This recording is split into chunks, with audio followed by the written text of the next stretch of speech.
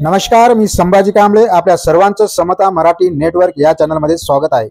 लोहा कृषी उत्पन्न बाजार समितीचे सभापती तथा युवा नेते विक्रांत दादा श्यामसुंदर शिंदे यांचा वाढदिवस शासकीय विश्रामगृह कंधार येथे मोठ्या उत्साहात साजरा करण्यात आला. यावेळी शहरासह तालुक्यातील चाहत्यांनी व पत्रकार बांधवांनी दादांचे शाल पुष्पहार घालून आणि केक कापून अभिष्ट चिंतन केले. यावेळी विक्रांत दादा बोलताना काय म्हणाले ते पाहूयात. खर तर आमचा, माझा आणि आमच्या कुटुंबाचा व आमच्या सगळ्या कार्यकर्त्यांचा एकच उद्देश आहे.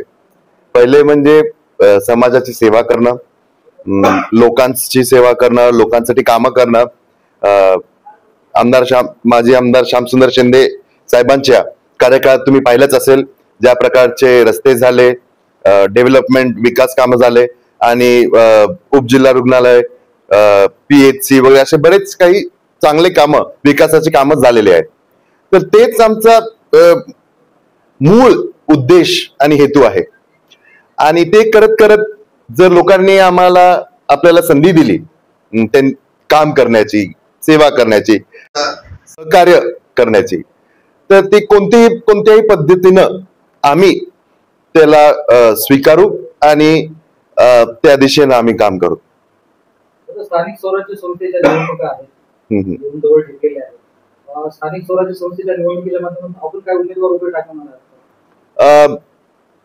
सध्या तर आम्ही असं त्याच्याबद्दल कोणत्याही प्रकारचा निर्णय घेतलेला नाही. निश्चितच 2 वर्षापेक्षा जास्त काळापासून स्थानिक स्वराज्य संस्थेच्या निवडणुकीची चर्चा चालू आहे.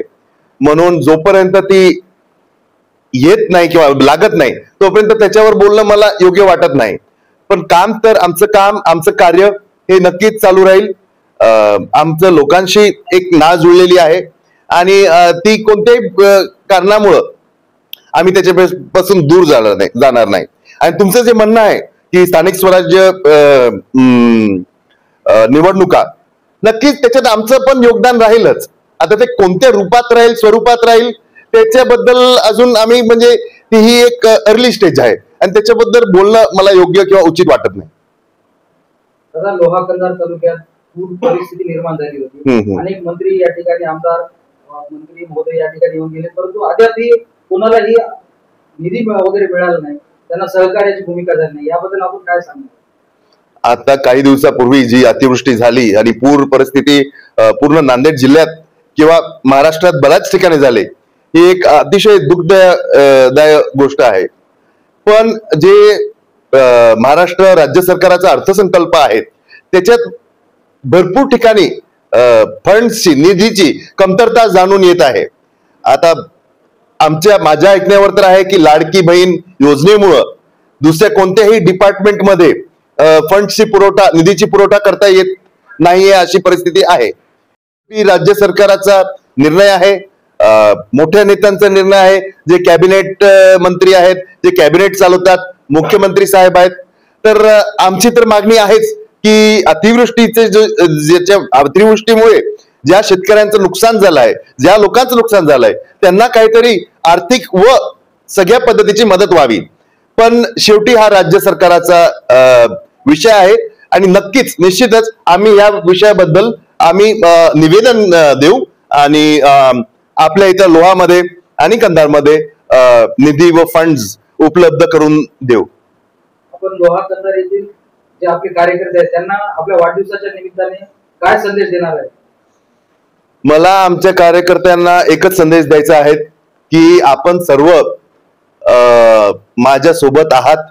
आजही सर्व काही घडल्यानंतर एवढं तुमचं माझ्यावर प्रेम आहे, एवढी आपुलकी आहे, ह्याच्याने खरंच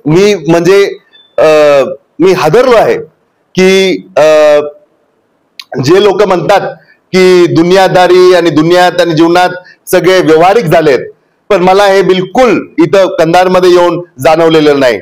इनफॅक्ट मला ह्याचे ऑपोजिट जाणवलेलं आहे की व्यवहारिक नाही तर लोकांमध्ये माणुसकी किती आहे, प्रेम किती आहे आणि नातेसंबंध किती महत्वाचं आहे हे मला आज 100% कंधारमध्ये येऊन कळालेलं आहे. आणि हीच भावना घेऊन माझी मनापासून इच्छा आहे की या पद्धतीनंच आम्ही असं एक नातं जपू आणि पुढे काम करू. शेवटचा प्रश्न आहे दादा, अत्यंत महत्वाचा प्रश्न आहे की लोहा कंधार मधल्या जनतेला एक मामा भाच्याचं जो विधानसभेमध्ये जो विरोध होता, आता मामा भाचे एकत्रित आलेले आहेत. राजकीय दृष्टी म्हणण्याच्या आधी मला एक बोलायचं आहे, आणि ते म्हणजे की मामा भाच्याचं नातं हे शेवटी एक रक्ताचं नातं आहे.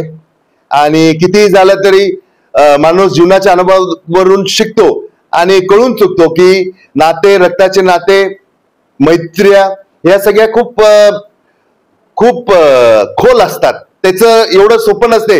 हो, कोणाची कधी कधी नाराजगी असू शकते, कधी छोटं मोठं मिसअंडरस्टँडिंग होऊ शकते, पण राजकारण हे कधीच तुमच्या नात्याला तोडू शकत नाही. राजकारण हे राजकारणाच्या ठिकाणी आहे आणि जे नातेसंबंध, नातेगोते आहेत ते त्यांच्या ठिकाणी आहेत. पण राजकारणाबद्दल पण मला तुम्हाला 2 शब्द बोलायचे होते, आणि ते म्हणजे आमच्या मामाचं काम पण अतिशय चांगलं आहे.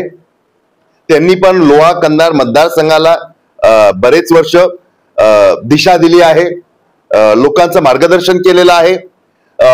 एवढ्यात मागच्या 10-20 दिवसात माझी मामांसोबत भेटी गाठी होत आल्यात, आणि नक्कीच त्यांच्यासोबत काम करण्यात मला बिलकुल काही हे वाटत नाही, म्हणजे काही चुकीचं वाटत नाही, काही म्हणजे एक नॅचरल गोष्टच वाटते. आणि जे काही घटना आधी घडल्या अशा गोष्टी होत राहतात, पण माझ्या मामांचं नेतृत्व, त्यासोबतच जे नेतृत्व शिंदे साहेबांनी आणि माझ्या आईने केलं, हे सगळं आपण लोकांच्या हितासाठीच केलं. ह्याच्यात वैयक्तिक कोणाची काही वैर नव्हता. आणि माझी हीच इच्छा आहे की सर्व एकत्र काम केलं तर त्याच्यात सगळ्यांचंच भलं आहे आणि फायदा आहे, आणि मतदारसंघाचा फायदा आहे, हे मी म्हणू इच्छितो. 9/9/2025 आमचे माजी आमदार, विकास पुरुष, कर्तव्यदक्ष आमदार श्यामसुंदर शिंदे साहेब यांचे चिरंजीव विक्रांतदादा शिंदे यांचा वाढदिवस आहे. आणि आज कंधारमध्ये वाढदिवसानिमित्त आम्ही सरकारी दवाखान्यामध्ये पेशंटांना फळ वाटपाचा कार्यक्रम केलेला आहे. आणि मुखबधीर शाळेमध्ये तिथं पण आमचे राम पाटील गोरे यांनी चांगलं ते करून दादाच्या वाढदिवसानिमित्त गोरगरिबांना अन्न वाटप आणि फळ वाटप आणि शालेय साहित्य वाटप असं सगळं वाटप केलेलं आहे. आणि दादाचे आमच्यावर भरपूर प्रेम आहे. आणि हे 5 वर्षामध्ये जे काम केले साहेबांना, ते आम्ही हे कधीच विसरू शकत नाही. असं आमचं दादाचं आणि शिंदे साहेबांचं काम आहे की अशा भरपूर विकासाचे कामं केलेले आहेत. आणि आम्ही दादाला सगळ्या जनतेतर्फे आणि या सगळ्या कार्यकर्त्यांतर्फे आम्ही यांना शुभेच्छा देतो की आई तुळजाभवानी तुम्हाला उदंड आयुष्य देवो, आणि तुम्ही या कार्याबद्दल आणि येणाऱ्या काळामध्ये कोणत्याही क्षेत्रामध्ये आई तुळजाभवानी तुम्हाला आशीर्वाद देऊन कोणत्याही क्षेत्रामध्ये तुमची प्रगती हो, एवढे तुम्हाला आशीर्वाद सगळ्याकडून देऊन दादाचा आज आम्ही वाढदिवस चांगल्या पद्धतीने साजरा करत आहोत. एवढे 2 शब्द बोलतो. जय हिंद, जय भारत.